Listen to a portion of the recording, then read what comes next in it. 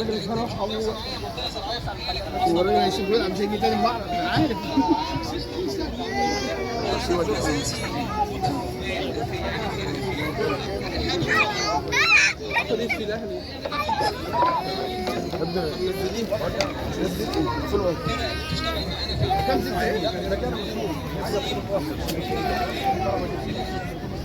احنا وصلنا حوالي 600 خلية 700 خلية وزي ما كنا بنقول خلية بتقل في الشتاء شوية، احنا ساعات بناخد خلية نيجي في الشتاء نتيجة العملية الحسابية اللي بتتم عدد خلالي. يا شوقي ميزانية النحلة المصرية هي طبعا عندها طاقة في الزمن، عندها قدرة انها خلاص ابعت ماشي خلاص ابعت لي الفيديو تشكل اقل عدد من النحل عايزين عيلة على طول. الجيش بتاعها عندها قدرة عالية على مقاومة الأمراض مع التكيف مع البيئة اللي هي موجودة فيها، ويمكن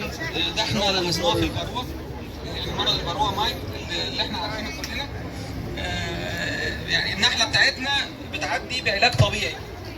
ودي نقطة أساسية احنا بنحاول نروج لها، إن يا جماعة مش لازم إن احنا لما نعالج النحل نعالجه بكميات غير مقننة أو كثيفة من العلاجات وما نبقاش عارفين أصلها، أو تكون ليها مرجعية ليها علاقة بالإنسان، أو تكون من الآخر عشوائية. فاحنا شايفين في النحلة دي إن احنا ما بنعالجهاش خالص، كلها علاجات طبيعية، ومع ذلك هي قوتها موجودة وبتقدر إنها تدينا الشغل بتاعها. وعشان كده الجين بتاعها هينفع في مرحلة أو بأخرى إن هو يساعد مع عمليات الهايبريدايزيشن، عمليات التهجين،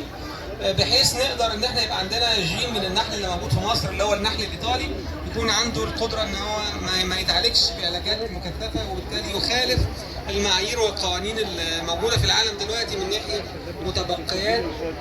العقاقير البيطرية اللي هي الانتيبيوتكس أو البترين.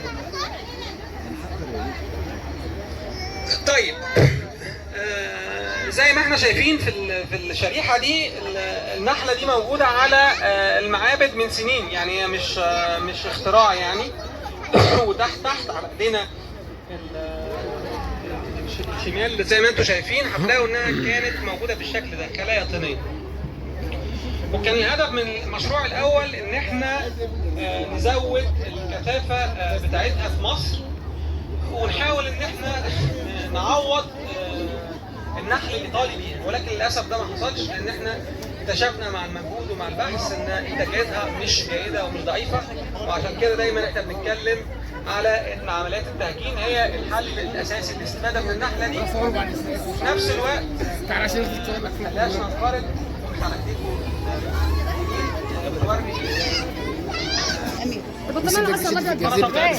لم تنقرض، واللي عايز يطلع على معلومات عنها ممكن يرجع شد في الجزيء يطلع طبعا اكثر علما واكثر خبره ممكن يوسف الموضوع ده ما تمش على مستوى محلي بس، ده تم على مستوى محلي ومستوى عالمي. يعني احنا هنلاقوا الابحاث الخاصه بالحفاظ على النحله دي موجوده في المانيا